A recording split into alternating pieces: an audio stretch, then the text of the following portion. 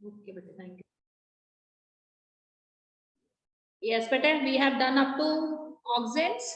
ठीक है, ऑक्सेंस के बारे में हमने कर लिया था। तो सेकंड प्लांट ग्रोथ हार्मोन जो है that is known as gibberellins. ठीक है, I have also discussed that how these gibberellins और gibberellic acid type of plant hormones they were discovered. So you must remember that there was a Japanese scientist and his name was Kurosawa. And Kurosawa जो थे उन्होंने क्या किया हुआ था, एक paddy का फील्ड लगाया हुआ था। And in that paddy field, what he see that some of the rice seedlings have stems जिनकी की बहुत लॉन्ग मतलब लेंथ थी, या कह सकते हो आप हाइट उसकी काफी ज्यादा थी। और कुछ राइस सीडलिंग्स जो थे they are such type of plants जिनकी की हाइट जो है वो कम थी। तो when he isolated some samples from these seedlings जिनकी की काफी ज्यादा लेंथ थी, तो they found that कि these seedlings they are infected by a fungus and the name of the fungus is Zibberella fusicori. And this Zibberella fusicori fungi, okay, it produce certain chemical substances in the seedlings of the paddy. So because of this the length of the seedlings they increases. ठीक है, तो उन्होंने कहा कि ये जो जिबरेला फिजिकोराई fungi है वो जो राइस सीडलिंग्स है उसके अंदर उसने जो केमिकल इंट्रोड्यूस किया था, that chemical is actually the gibberellins और gibberellic acids. And at that time these gibberellins they were discovered. So there are numerous roles of gibberellins which in which it act as a plant growth promoter. तो gibberellins जो है वो ऑक्सेंस के बाद ऐसे plant growth regulators हैं जो कि प्लांट्स की ग्रोथ जो है उसको प्रमोट करते हैं। ओके बेटे, how many gibberellins are known till date? तो 100 more gibberellins they are reported from different organisms. ना सिर्फ फंजाई से ही बल्कि और भी ऑर्गेनिजम्स जो हैं उनमें से जिबरेलिन जो है आइसोलेट किया गया है। Even they are also found in higher plants. ठीक है, there are different type of gibberellins, so we generally denoted them as GA1, GA2, GA3 and so many gibberellins are there. ठीक है, तो these gibberellins they are produces numerous physiological responses in plants. ठीक है, plants के जो physiology है उसके जो प्रोसेसेस हैं, मेटाबॉलिक रिएक्शंस जो है उसको ये जिबरेलिन्स जो है वो कंट्रोल करती हैं। What is the main function of this gibberellins? तो मेन फंक्शन जो है जिबरेलिन्स का वो ये है, increase in the length of the axis. ठीक है, स्टेम जो है उसकी जो एक्सिस है उसकी जो लेंथ है उसको ये क्या करती हैं, बढ़ाती हैं। और इस तरह से वो कहते हैं कि generally they are applied on the grape crops. ठीक है, ग्रेप्स के ऊपर इन्हें अप्लाई किया जाता है। तो आपको पता है कि bunch of grapes they are found at the nodal regions of the grape shoots. तो अगर ग्रेप की जो शूट्स है उनकी लेंथ इंक्रीज हो जाएगी तो उससे क्या होगा कि जो भी ग्रेप्स आपको बंच की फॉर्म में नजर आ रहे हैं वो एक दूसरे के कांटेक्ट में नहीं आएंगे और उनकी ग्रोथ जो है वो अच्छे से हो पाएगी और हमें मोटे मोटे ग्रेप्स जो है वो मिलेंगे। ठीक है, तो कहते हैं कि हम क्या करते हैं, ग्रेप के जो स्टॉक्स होते हैं उनकी लेंथ इंक्रीज करने के लिए उन पे जिबरेलिन्स अप्लाई करते हैं ताकि जो बंच लगने हैं ग्रेप्स के वो खुद थोड़ी थोड़ी डिस्टेंस पे लगे और एक दूसरे को टच ना करें, ताकि ग्रेप्स जो हैं वो अपनी मैक्सिमम साइज जो है उसको अटेन कर सके। ठीक है बेटे, they are also applied on apple. Apple के ऊपर भी इसको अप्लाई किया जाता है। तो आपको पता है कि जब इसे एप्पल जो है उसके ऊपर अप्लाई किया जाता है तो उसके बाद जो है ये एप्पल जो है उसकी शेप को जो है इम्प्रूव करता है। ठीक है, हमें ग्लोबुलर टाइप ऑफ एप्पल्स मिलते हैं और साथ में एप्पल जो है इसकी लेंथ को भी ये बढ़ाता है, इलोंगेट करता है। ठीक है, तो length of the Apple it also increases. मोटे मोटे और लंबे लंबे एप्पल्स जो हैं तो हमें इस केस में मिलेंगे अगर हम जिबरेलिन्स अप्लाई करते हैं। तो मेन फंक्शन जिबरेलिन्स का क्या है कि स्टेम जो है उसकी जो इंटरनोड्स हैं उसको इंक्रीज करना, उसकी लेंथ इंक्रीज करना। ठीक है, तो ग्रेप स्टॉक्स पे अगर हम अप्लाई करते हैं तो ग्रेप्स की जो ब्रांचेस होती हैं या उसकी जो टहनियां हैं या स्टॉक्स है उनकी लेंथ इंक्रीज हो जाती है और दूसरी तरफ जो है हमें काफी ग्लोबुलर टाइप ऑफ ग्रेप्स मिलते हैं, काफी ज्यादा जो ग्रेप्स हैं वो उम्दा क्वालिटी के हमें मिलते हैं। और अगर हम इसे एप्पल पे अप्लाई करते हैं तो एप्पल जो है वो और ज्यादा गोल मटोल हो जाता है, ग्लोबुलर शेप हो जाती है उसकी। And side by side it also increases the length of the apple, so bigger size apple we obtain. And third one is कि दे आल्सो डिले सीनेसेंस। ठीक है, what is senescence? Senescence is a stage that is prior to death. तो plant के अंदर जो older plant parts होते हैं, it may be fruits और it may be some older type of leaves, तो कहते हैं कि ये प्लांट की जो सीनेसेंस की स्टेजेस है उसको डिले कर देते हैं, मतलब जल्दी जल्दी प्लांट के पार्ट्स जो है वो मैच्योर नहीं होते अगर हम जिबरेलिन्स अप्लाई करते हैं। तो फ्रूट जो है वो ट्री पे ज्यादा टाइम तक रह पाता है और उसकी वजह से फ्रूट जो है उसकी लेंथ भी इंक्रीज होती है, उसकी शेप भी इंप्रूव होती है। And when such type of fruits it gets a proper amount of period, ठीक है, जब इस तरह के फ्रूट्स को एक प्रॉपर टाइम पीरियड मिलता है ग्रोथ के लिए तो उनकी मार्केट में वैल्यू जो है वो भी बढ़ जाती है। तो इसलिए हमें बहुत ही उम्दा क्वालिटी के फ्रूट्स मिलते हैं when we apply these gibberellins because they delay the senescence period, they enhance the period of maturity, ठीक है, मैच्योर होने का जो पीरियड है उसको बढ़ा देते हैं। Then other thing is कि gibberellic acid is used to speed up the malting process in brewing industry, ठीक है। जो भी वो कहते हैं कि सीरियल क्रॉप्स है हमारी जिनके अंदर माल्ट्स का फॉर्मेशन हो रहा है, जैसे शुगर केन है, ग्रेप्स से वाइन तैयार की जाती है, ठीक है। Sugar cane is also sugar cane molasses is also used to obtain alcoholic beverages. तो जो भी हमारी ब्रूइंग इंडस्ट्री है उसके अंदर माल्टिंग प्रोसेस जो है वो सीरियल क्रॉप्स में इंक्रीज करते हैं। Another thing is when you spray these gibberellins over sugarcane, जब हम sugarcane जो है उसके ऊपर gibberellins जो है उनको स्प्रे करते हैं तो उसकी वजह से क्या होता है, gibberellins जो है वो sugarcane का जो स्टेम है उसकी लेंथ जो है उसको इंक्रीज करती है and thus increasing the yield by 20 tons per acre। तो पर एकड़ जो है उसमें से हम 20 टन्स वेट वाले शुगर केन्स जो है उनको ऑब्टेन कर सकते हैं। जितना मोटा स्टेम होगा शुगर केन का उतना ही ज्यादा उसके अंदर अमाउंट ऑफ शुगर फॉर्म होगी और उतनी ही ज्यादा क्वांटिटी में जो है हमें जो है शुगर ऑब्टेन होती है। तो अगर आप शुगर केन पे इसे अप्लाई करोगे जिबरेलिन्स को तो उनकी लेंथ तो इंक्रीज होगी, साथ में शुगर केन जो है उसके अंदर शुगर का कंटेंट जो है वो भी इंक्रीज होता है। क्लियर बेटे? उसके बाद देखो कुछ और रोल्स दिए हुए हैं जिबरेलिन्स के कि spraying juvenile conifers with gibberellic acids reduces its maturity period and thus leading to early seed formation। अगर कॉनिफर प्लांट्स जो हैं हमारे, ठीक है, उनके ऊपर हम जो है जिबरेलिन्स को अप्लाई करते हैं उनके जुवेनाइल पीरियड के दौरान तो फिर वो जल्दी जो है उनका मेच्योरिटी पीरियड जो है वो कम हो जाता है, मतलब उसमें जो भी आगे जाके सीड्स का फॉर्मेशन होना है वैसे वो काफी टाइम में होना था but here it reduces the maturity period और इन conifers पे seeds जो हैं वो जल्दी जल्दी डेवलप हो जाती हैं and these seeds can later used for मतलब नई क्रॉप उगाने के लिए हम इन सीड्स को दोबारा यूज कर सकते हैं। तो ये मैच्योरिटी पीरियड जो है कॉनिफर्स का रिड्यूस करती है, ठीक है। नेक्स्ट फंक्शन इज कि gibberellins promotes vaulting. Vaulting word का क्या मतलब होता है, इंटरनोड इलोंगेशन, ठीक है। इंटरनोड इलोंगेशन जैसे किसी भी शूट के ऊपर फ्लावर लगना है, ठीक है बेटे, ये जो मेरा मिस हो गया यहाँ पे FLO दैट इज फ्लावर। तो अगर किसी भी शूट जो है उसके ऊपर फ्लावर लगना है तो उससे पहले वो कहते हैं कि उसकी इंटरनोड जो है वो इलोंगेट हो जाती है और थोड़ी दूरी पे जाके जो है फ्लावर लगेगा। तो अगर हम जिबरेलिन क्रॉप्स जो है उनको अप्लाई करते हैं बीट रूट्स के अंदर, ठीक है, जैसे हम चुकंदर कहते हैं, कैबेजेस के अंदर जैसे बंद गोभी कहते हैं, तो उनके अंदर ये और बहुत सारे ऐसे प्लांट्स जिनमें भी रूसेट हैबिट होती है, in such type of plant they are increases the internode elongation और इससे जो फ्लावर होता है वो इंटरनोड पे काफी दूरी पे लगता है और उसकी वजह से जो भी क्रॉप्स हैं जिनमें flower as a edible portion use किया जाता है वो फ्लावर जो है वो सॉइल को टच नहीं करता तो उससे उसकी मार्केट वैल्यू इंप्रूव होती है, ठीक है बेटे। This is the functions of gibberellins. एक बार फिर से इसको रिकैप्चुलेट करते हैं। तो gibberellins are the plant growth hormones. First time they were discovered by a Japanese farmer known as Kursaba. And Kursaba, what he see that there are certain seedlings growing in the paddy field which have an abnormal type of length. So when he studied the sample of these seedlings, he finds that these seedlings are infected by a fungi and the name of the fungi is Zibberella fusiforide. And this fungi has injected one plant hormone in these seedlings and this is known as gibberellic acid. So gibberellic acid is a kind of a plant hormone which actually increases the length of the internodes of this stem. So it is considered as a plant growth promoter. ठीक है, 100 more gibberellins are known till date and not only they are isolated from fungi whereas they are also isolated from some other organisms as well as higher plants. So as their number is very high, so we generally call them as GA1, GA2, GA3 and so on.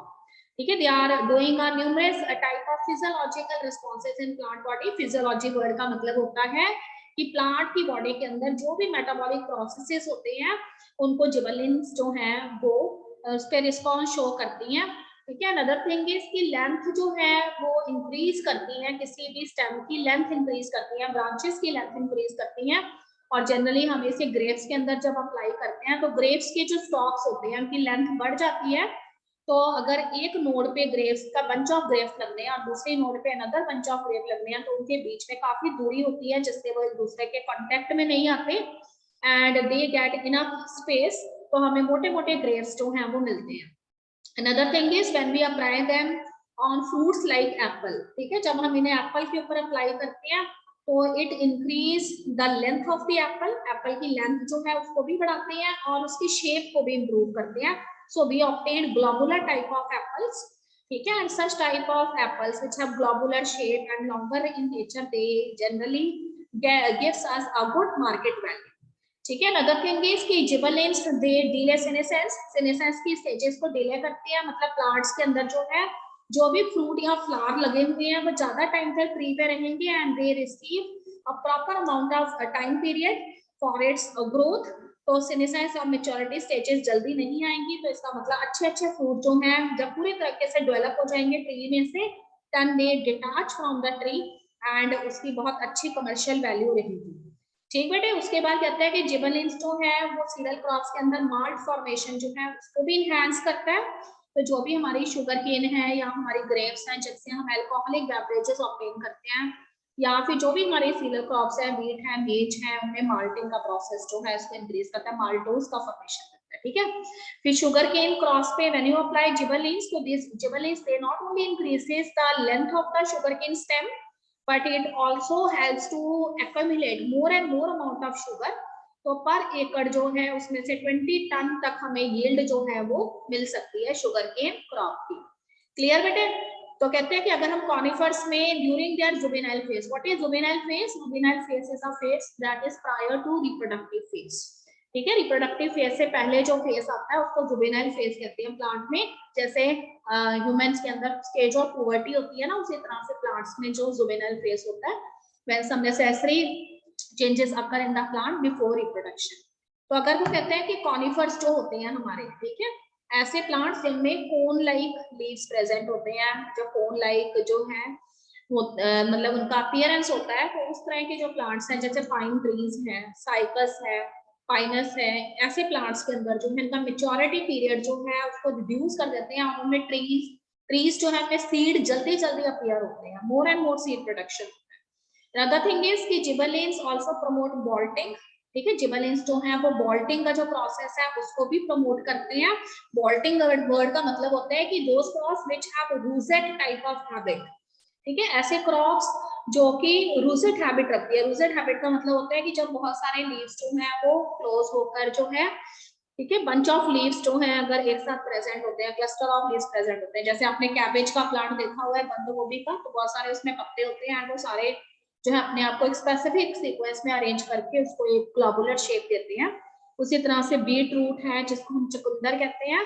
तो इन सभी के अंदर जो है जब ये crops इनके fruit जब लगने हैं तो उस समय वो कहते हैं कि जिस इंटरनोड पे लगने हैं उस इंटरनोड को काफी इलॉन्गेट कर देते हैं जिबरेलिन्स, ताकि जो उसका फ्रूट है वो इंटरनोड पे काफी दूरी पे लगे और वो सॉइल को टच ना करे।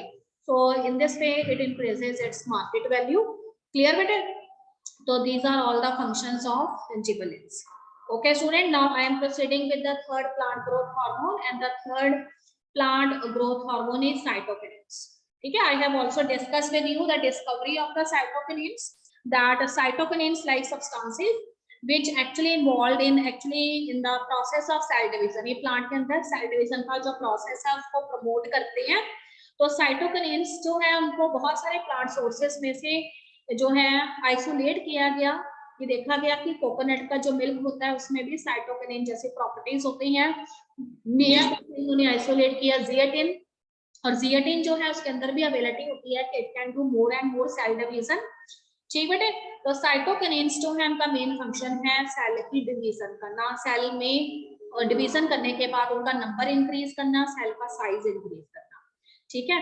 तो साइटोकिनिन्स जो है उनका मेन फंक्शन साइटोकाइनेसिस है and cytokinins they are discovered as kinetins. ठीक है। फर्स्ट टाइम इनको किनेटिन्स के फॉर्म में डिस्कवर किया गया। And what is the kinetin? A kinetin is a modified form of adenine. ठीक है। किनेटिन जो है वो एडेनाइन की एक मॉडिफाइड फॉर्म है। अब सभी स्टूडेंट सोच रहे होंगे कि what are adenines. So these adenines, they are actually the purines. ठीक है, when we discuss the structure of DNA in chapter biomolecules, so I have discussed with you that these DNA and RNA, they are the special type of nucleic acids, and these nucleic acids, they are made up of some units which are known as nucleotides. और nucleotide, एक nucleotide जो है उसमें 3 चीजें होती हैं।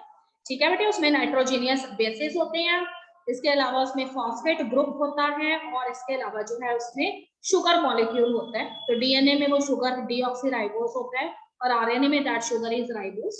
तो nitrogenous bases का मैंने आपको बताया था कि nitrogenous bases are of 4 types. ठीक है, this may be adenine, guanine, cytosine and thymine. तो उसमें मैंने आपको बताया था कि एडेनिन और थाइमिन जो है वो पुरीन्स होते हैं। ठीक है, और उसके काउंटर पार्ट्स जो हैं एडेनिन और थाइमिन के साथ गुआनिन एंड साइटोसिन आ जाते हैं हमारे पास। तो गुआनिन एंड साइटोसिन जो है वो पिरिमिडीन्स होते हैं। ठीक है, तो हमेशा एक डीएनए में एक पुरीन एक पिरिमिडीन के साथ बाइंडेड होता है, जैसे एडेनिन जो है वो थाइमिन के साथ बाइंडेड होगा। तो यहाँ पे भी वो कहता है कि किनेटिन जो है वो एक्चुअली है क्या, एडेनाइन की ही एक मॉडिफाइड फॉर्म है जो कि एक पुरीन है। ठीक है, तो फर्स्ट टाइम वो कहता है कि स्पर्म डीएनए, हैरिंग्स स्पर्म डीएनए जो है उसके ऑटोक्लेव किया गया था, उसको एक पर्टिकुलर टेम्परेचर पे जब उसको हीट किया गया तो उसमें से इस तरह के सब्सटेंसेस जो उनको आइसोलेट किया गया। ठीक है, प्लांट्स में से नेचुरली इस तरह के कोई किनेटिन्स हमें नहीं मिले हैं, पर किनेटिन्स से मिलती जुलती प्रॉपर्टी वाले certain compounds we have isolated from some plants, for example from the corn kernels। ठीक है, कॉर्न कर्नल्स जो है उसमें से हमने एक सब्सटेंस आइसोलेट किया which is known as zeatin, और उसी तरह से कोकोनट जो है उसमें से हमने आइसोलेट किया है कोकोनट मिल्क। तो दोनों ही जो है वो किनेटिन लाइक प्रॉपर्टीज जो है वो रखते हैं। ठीक है, तो इनका किनेटिन लाइक प्रॉपर्टीज इनके अंदर प्रेजेंट होती हैं। अगर आप कोई भी पर्टिकुलर प्लांट सेल जो है उसको कोकोनट मिल्क के अंदर ग्रो करेंगे या फिर जियाटिन के अंदर ग्रो करेंगे तो उसके अंदर सेल डिवीजन जो है वो इनिशिएट हो जाएगी। क्लियर बेटे? अब वो कहते हैं कि where these kinetins are, they are actually synthesized. तो these natural kinetins they are synthesized in a region where rapid cell division occurs. ठीक है, प्लांट के अंदर इनकी लोकेशन क्या है, कहां पर ये साइटोकिनिन्स जो है वो अपना काम करते हैं। तो नेचुरल साइटोकिनिन्स जो हैं वो प्लांट के ऐसे रीजन्स में प्रेजेंट होते हैं where rapid cell division occur, जहाँ पे रैपिड सेल डिवीजन होती है, जैसे कि अपेक्स ऑफ द रूट। ठीक है, रूट की जो एपेक्स होती है वहां पर, शूट की जो एपेक्स होती है वहां पर, या फिर शूट्स में से अगर बर्ड्स डेवलप होनी है जिन्हें हम एपिकल बर्ड्स कहते हैं, लेटरल बर्ड्स कहते हैं, जहां पे भी शूट में से नई बर्ड्स निकलती हैं या फिर यंगर फ्रूट्स निकलते हैं, at that region these natural cytokinins they are generally present, क्योंकि यही वो रीजन है जहां पे meristematic cells present and these meristematic cells they have to do lot of meristematic activities. So these meristematic activities only happen because of the presence of this plant hormone, which is present in the apical regions of root, shoot, or shoots, buds you can say, or from the region from where the fruits they generally arise. Okay बेटे? अब देखो उनका function क्या है, उनका function भी उसी तरह का ही है कि they help to produce new leaves. So you know that कि whenever a new leaf have to come from a branch, तो initially a bud is there on the branch। ठीक है, किसी भी ब्रांच पे पहले बड आती है, उसमें से फिर लीफ अराइज होता है। तो जहां पे भी नया लीफ अराइज होना है वहां पे वो कहते हैं कि cytokinins they must be present because they are producing new leaves from that particular bud. It may be a lateral bud और it may be a terminal bud. Clear बेटे? It also increases the content of chloroplast in the leaves. Leaves के अंदर chloroplast cell organelles जो हैं उनको भी produce करने में ये हेल्पफुल होती हैं। Then they are also involved in the growth of the lateral shoot. ठीक है, तो एक चीज याद रखिए, मैंने आपको ऑक्सिन्स के अंदर बताया था कि ऑक्सिन्स जो है वो मेन शूट की ग्रोथ करती हैं, जबकि cytokinins they are antagonistic to auxins, और साइटोकिन्स जो है वो लेटरल शूट्स की ग्रोथ करती है। ठीक है, तो इसका मतलब साइटोकिनिन का फंक्शन ऑक्सिन्स के अगेंस्ट है। ऑक्सिन मेन शूट की ग्रोथ करेंगे, पर अगर आप मेन शूट की प्रूनिंग कर दोगे तो what happen, the auxin it get removed, and when you apply cytokinins then there is a growth of the lateral shoot. So this is very much important in such type of crops which are generally obtained in the form of plantations। जैसे T के estates होते हैं, चाय के बागान होते हैं, ठीक है, कॉफी के बागान होते हैं, तो उनमें हमें लेटरल शूट्स की ग्रोथ ज्यादा चाहिए because we have to dry up the leaves and later we have to obtain the caffeine और the tannins. So this can only happen when we apply cytokinins. ठीक है बेटे, तो थर्ड पॉइंट हमारा वही है कि cytokinins has to overcome apical dominance. ठीक है, साइटोकिनिन्स जो है वो एपिकल डोमिनेंस का जो प्रोसेस है उसको ओवरकम करती हैं. मतलब एपिकल डोमिनेंस का मतलब था कि मेन शूट जो है सिर्फ उसी की ग्रोथ होती रहती है, लेटरल शूट की नहीं होती. पर अगर आप साइटोकिनिन्स अप्लाई करेंगे तो मेन शूट की ग्रोथ जो है उसको ये स्टॉप कर देगी और लेटरल शूट्स की ग्रोथ करवाएगी. ठीक है, another thing is they also promote nutrient mobilization which helps in delay of leaf senescence. ठीक है, तो लीफ के अलग अलग मतलब प्लांट के जो अलग अलग पार्ट्स होते हैं ना, they always required nutrients for their growth. ठीक है, but whenever the plant they receive the nutrients through water with the help of roots, तो ये न्यूट्रिएंट्स जो है वो प्लांट के अलग अलग पार्ट्स के अंदर पहुंचने चाहिए. पर कई बार वो कहता है कि न्यूट्रिएंट्स जो है उनका मोबिलाइजेशन रेट बहुत स्लो होता है. पर अगर हम उसमें साइटोकिनिन्स अप्लाई कर दें जिस भी पर्टिकुलर प्लांट पार्ट के ऊपर, तो जहां पे भी न्यूट्रिएंट्स प्रेजेंट होंगे वो उस पर्टिकुलर पार्ट की तरफ जल्दी पहुंचेंगे. जैसे कि मान लीजिए लीफ को कम न्यूट्रिएंट्स मिल रहे हैं, तो when you spray cytokinins over the leaf, what you find कि more and more nutrient mobilization it takes place towards the leaf. अगर leaf को proper amount of nutrients मिलेंगे तो leaf का senescence नहीं होगा, leaf जो है वो branches में से अलग हो नहीं पाएंगे और उनका maturity period जो है वो delay हो जाएगा, leaf senescence के stages delay हो जाएंगे. तो this is all about the function of cytokinins. Clear बेटे, एक बार फिर से रिवाइज कर लेते हैं. तो साइटोकिनिन्स जो है उनका मेन फंक्शन है cytokinesis. Cyto means cell and kinesis means division, मतलब डिवीजन ऑफ द सेल. तो first time they were discovered as kinetins. What is kinetin? Kinetin is the modified form of adenine which is a kind of a purine on a nitrogenous base. ठीक है, तो दे आर firstly obtained, this kinetin like substances they are first obtained when we do the autoclave of हैरिंग्स sperm DNA. ठीक है, organism जो है किसी particular organism का अगर स्पर्म डीएनए जो है उसको हमने फर्स्ट टाइम ऑटोक्लेव किया तो उसमें से किनेटिन लाइक सब्सटेंसेस को आइसोलेट किया गया था. तो उसके बाद देखो बेटे, किनेटिन जो है वो प्लांट्स में नेचुरली अक्कर नहीं करते पर उनसे मिलते जुलते सब्सटेंसेस प्लांट्स के अंदर देखे गए हैं. ठीक है, जैसे कि जियाटिन जो है वो एक टाइप का किनेटिन ही है जिसको हमने कॉर्न कर्नल में से ऑब्टेन किया है. And coconut milk also have the similar type of properties. You know that coconut milk is present inside the coconut fruit. They also involved in cytokinin-like activities. So natural cytokinins where these are present because their function is cell division. So they are generally present in those regions where rapid cell division occurs. So what are these regions where rapid cell division occurs? So these are actually the apex of roots and shoots or the regions from where the new shoot buds they arise or develop or the younger leaves या younger fruits जहां से निकलते हैं वहां उन regions में ये cytokinins present होते हैं. और function भी उनका वैसा ही है कि cytokinins they help to produce new leaves, नए leaves plant के ऊपर लेकर आते हैं cytokinins. leaves के अंदर chloroplast का amount जो है उसको increase करते हैं. ठीक है, lateral shoot की growth करवाते हैं और एडवेंटेजियस शूट्स का फॉर्मेशन करते हैं. ठीक है बेटे, एडवेंटेजियस शूट्स जो है सच टाइप ऑफ शूट्स है which generally arise from any of the plant part. Clear? Cytokinins का मेन फंक्शन है एपिकल डोमिनेंस जो है उसको ओवरकम करती हैं. तो apical dominance is because of the presence of auxin in the main shoot. तो when you do the pruning of the main shoot तो दिस एपिकल डोमिनेंस फिनोमेना ये खत्म हो जाता है और उसके बाद जो है अगर साइटोकिनिन्स आप अप्लाई करोगे तो लेटरल शूट की ग्रोथ स्टार्ट हो जाएगी. Another thing is कि cytokinins they are also promoting nutrient mobilization and because of this the delay there is a delay in the leaf senescence और fruit senescence. ठीक है, किसी भी प्लांट में ऐसे नहीं होगा कि अभी लीफ जो है वो ओल्ड लीफ भी नहीं बने हैं और फ्रूट अभी नया नया लगा और तुरंत फ्रूट जो है वो गिर जाए, ऐसा नहीं होगा. तो ये न्यूट्रिएंट्स को उन लीफ और फ्रूट की तरफ पहुंचाते हैं, उनका मोबिलाइजेशन रेट बढ़ाते हैं ताकि जो फ्रूट है या फिर जो लीव्स हैं वो ज्यादा टाइम तक ट्री के ऊपर रहें और उनका अच्छे से डेवलपमेंट हो सके. क्लियर बेटे? तो this is all about cytokinins. Now next type of plant growth regulator is ethylene. तो मैंने आपको बताया था कि we have divided the plant growth regulator in two categories. ठीक है, 2 कैटेगरीज में हमने इनको डिवाइड किया है. तो first type of plant growth regulators जो थे उनको प्लांट ग्रोथ प्रमोटर्स बोला गया था and second type of plant growth regulators are the plant growth inhibitors. देखो नेम से पता लग रहा है कि plant growth promoters they are generally doing growth promoting activities in plants, जबकि प्लांट ग्रोथ रेगुलेटर्स जो है उनमें अगर प्लांट ग्रोथ इनहिबिटर्स की हम बात करें तो इनहिबिटर्स जो है वो ग्रोथ प्रमोटिंग एक्टिविटीज को रोकते हैं, स्टॉप करते हैं। क्लियर बेटे?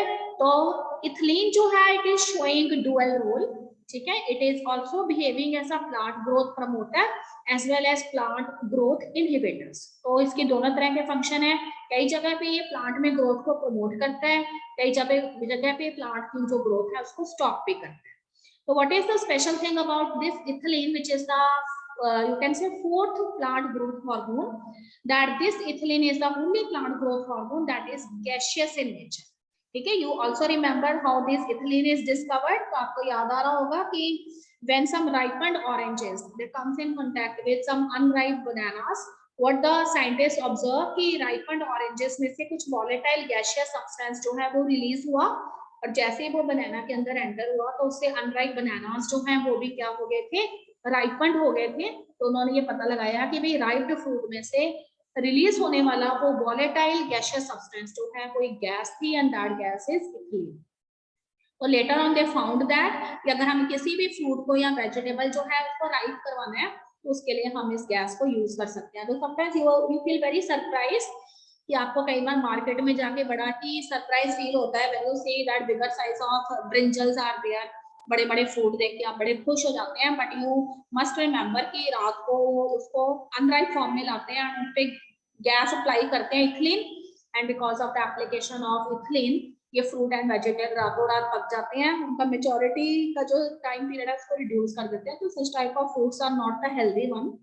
क्लियर बेटे? तो इसीलिए फ्रूट्स की राइपनिंग करता है, इसलिए हम इसे फ्रूट राइपनिंग हार्मोन भी कहते हैं। कहाँ पे प्रेजेंट होता है? तो दे are generally synthesised in large amount by the tissues.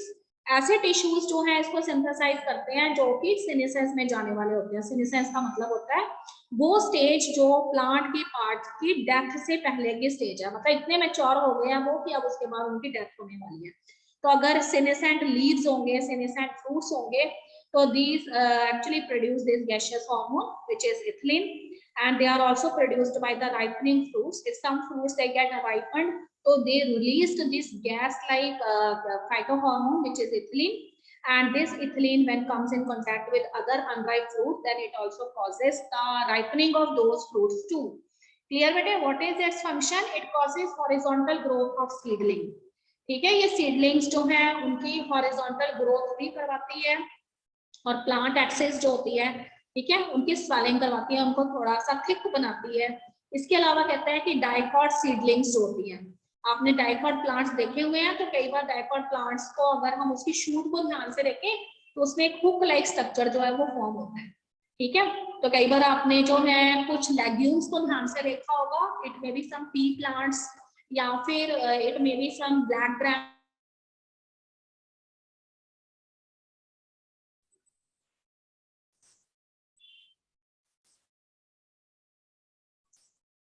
Okay बेटे, ध्यान से सुनेंगे।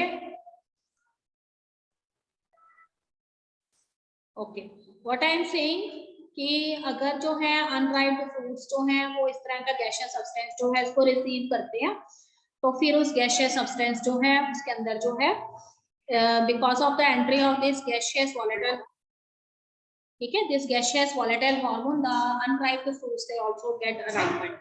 क्लियर? तो इथिलीन जो है उसका एक और इम्पोर्टेंट फंक्शन है कि इट प्रमोट्स सेनेसेंस। ठीक है, सेनेसेंस की जो स्टेज है उसको ये प्रमोट करती है। ठीक है बेटे, adaptation of the plant organ such as leaves and flowers.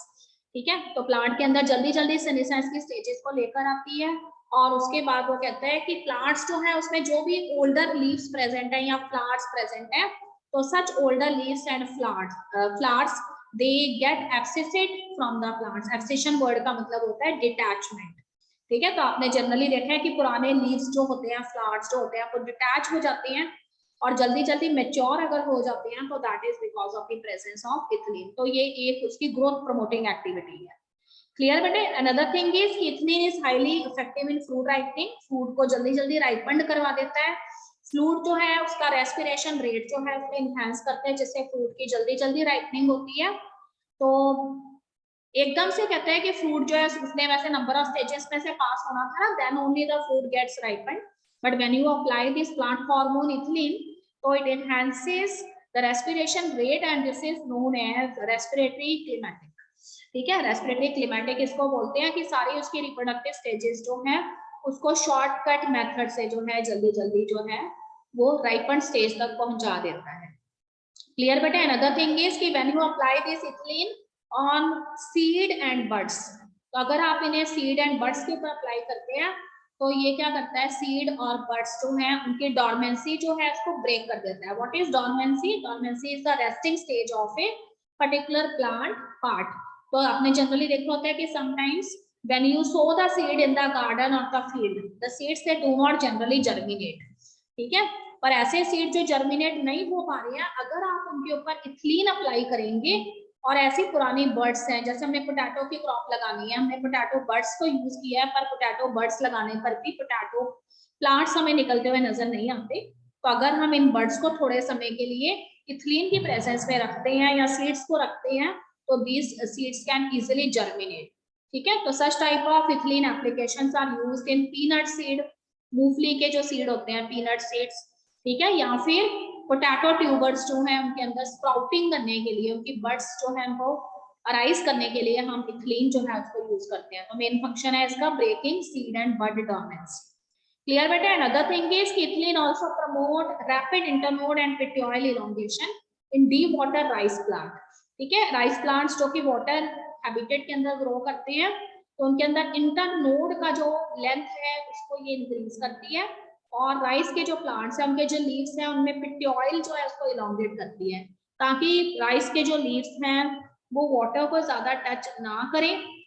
ठीक है, और जो भी उसके ऊपर स्पाइक्स पे ग्रेन्स लगने हैं वो ऊपर रहे। तो it helps the leaf and the upper part of the shoots to remain above water. ठीक है, तो अगर वो इलोंगेटेड फॉर्म में होंगे, इंटरनोड्स और पेट्योइल्स भी काफी लंबे होंगे, तो फिर जो शूट है और जो लीफ है वो वाटर को टच नहीं करेंगे, और जो भी उसमें ग्रेन फॉर्मेशन होगा वो ग्रेन्स जो है वो वाटर की वजह से खराब नहीं होंगे। क्लियर बेटा? अनदर थिंग इज कि ethylene also promote root growth and root hair formation. ठीक है, रूट्स जो है उनकी ग्रोथ करता है, it is involved in more and more root growth, root की लेंथ इंक्रीज करेगा, and root hair formation is also there, so it also promotes the formation of the root hairs, and because of more and more root hairs, you know that what is the function of the root hairs कि वो surface area जो है वो increase करती है। ठीक है, तो more and more surface area जो है वो increase हो जाएगा। क्लियर बेटे? इसके अलावा कहते हैं कि ethylene is also involved in initiating flowering. अगर कुछ प्लांट्स में फ्लावर नहीं आ रहे हैं या फिर फ्रूट सेट नहीं हो पा रहे हैं, तो उनके अंदर अगर इथिलीन अप्लाई करो तो नए नए फ्लावर आ जाते हैं, and new fruits they also get set। so it is used in pineapple, क्योंकि पाइनएप्पल एक ऐसा फ्रूट है जो इनफ्लोरेसेंस से डेवलप होता है। ठीक है, आपको बताया था कि फ्रूट्स जो है वो ट्रू फ्रूट होते हैं या फिर फॉल्स फ्रूट होते हैं। ट्रू फ्रूट्स जो हैं वो हमेशा ओवरी से डेवलप होते हैं, एंड फॉल्स फ्रूट प्लांट के किसी भी पार्ट से डेवलप होते हैं। तो अगर पाइनएप्पल की बात करें तो पाइनएप्पल जो है वो ग्रुप ऑफ फ्लावर्स यानी इनफ्लोरेसेंस से डेवलप होता है। तो फ्लावरिंग और फ्रूटिंग जो है उसको पाइनएप्पल क्रॉप में ये इनिशिएट करवाता है। Another thing is it also initiate flowering in mango। ठीक है, आपको पता होना चाहिए कि मैंगो ट्री पे जितने ज्यादा फ्लावर लगेंगे उतने ही ज्यादा हमें मैंगो मिलेंगे लेटर ऑन। तो when you apply ethylene to the mango tree, it मतलब ज्यादा से ज्यादा मैंगो ट्री में फ्लावरिंग जो है उसको करते हैं। ठीक है, इसे बोर आना कहते हैं पंजाबी में। तो मोस्ट वाइडली यूज्ड कंपाउंड, इसके अलावा कहते हैं कि इथिलीन जो है इसका खुद का अपना नेचर तो गैसियस है, पर इथिलीन की एक लिक्विड फॉर्म भी यूज की जाती है जब हम इथिलीन गैस जो है उसको वाटर में डिसॉल्व कर देते हैं। ठीक है, प्रेशर अप्लाई करके, and that compound is known as ethephon. Ethephon is the liquid form of the ethylene. तो इथेफॉन जो है उसकी जो एक्वस सॉल्यूशन है उसको प्लांट बड़ी आसानी से एब्जॉर्ब कर लेते हैं, जबकि इथिलीन जो है वो एक गैस है और उसको एब्जॉर्ब करना प्लांट के लिए थोड़ा स्लो रहता है। तो इथेफॉन उससे भी ज्यादा इफेक्टिव होता है। तो when this इथेफॉन it is applied on tomatoes, apples, तो इन सभी के अंदर ये फ्रूट राइपनिंग कॉज करता है। ठीक है, अगर इसे जो है किसी प्लांट के ऊपर अप्लाई किया जाए तो फ्लावर्स एंड फ्रूटिंग जो है उसके अंदर बढ़ जाती है।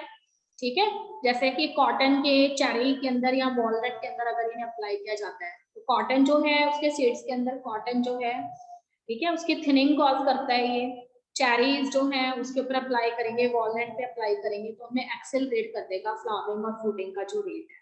ठीक है। अगर हम कुकुम्बर के अंदर अप्लाई करेंगे, कुकुम्बर क्या होता है, खीरा होता है cucumber, it is used for salad, ठीक है। तो फीमेल फ्लावर्स जो है उसको ज्यादा से ज्यादा इनिशिएट करता है कुकुम्बर के अंदर, क्योंकि कुकुम्बर प्लांट जो है उसमें हमारे पास अलग अलग गॉड्स होती हैं, some gods they bear the male flower and some gods they bear the female flower, ठीक है बेटे। तो गॉड वर्ड यूज किया गया है बेलों के लिए, जैसे हिंदी में बेल कहते हैं। तो फिर अगर ज्यादा से ज्यादा फीमेल फ्लावर लगेंगे तो ज्यादा से ज्यादा जो है फर्टिलाइजेशन होगा और ज्यादा हमें जो है कुकुम्बर मिलेंगे। तो it promotes female flowers in cucumber and increasing there yield जो है उसको बढ़ाता है। क्लियर बेटे। तो this is all about ethylene. एक बार फिर से उसको रिकैप्चुलेट कर लेंगे। गैसियस हार्मोन है, टिश्यूज के अंदर जो है सेनेसेंस का जो रेट है, ठीक है, उसको बढ़ाता है, फ्रूट राइपनिंग इंक्रीज करता है, उसके बाद सीडलिंग्स जो है हमें हॉरिजॉन्टल ग्रोथ करता है, स्टेम जो है उसकी थिकनेस बढ़ाता है, और शूट जो होती है उसमें एपिकल हुक का फॉर्मेशन करता है। देन सेनेसेंस एंड एब्सिशन की जो स्टेजेस है प्लांट ऑर्गन्स में प्रमोट करता है, जल्दी से जल्दी लीव्स एंड फ्लावर्स जो है वो सेनेसेंस स्टेज पे पहुंच जाते हैं और प्लांट से अलग हो जाते हैं ओल्डर लीव्स एंड फ्लावर्स, ठीक है। फ्रूट राइपनिंग हार्मोन है, फ्रूट में रेस्पिरेशन रेट इंक्रीज करता है, increase in respiration rate is known as respiration climacteric, ठीक है। पोटैटो ट्यूबर्स में और जो है पीनट सीड्स के अंदर बड और सीड डॉर्मेंसी जो है उसको ये ब्रेक करता है।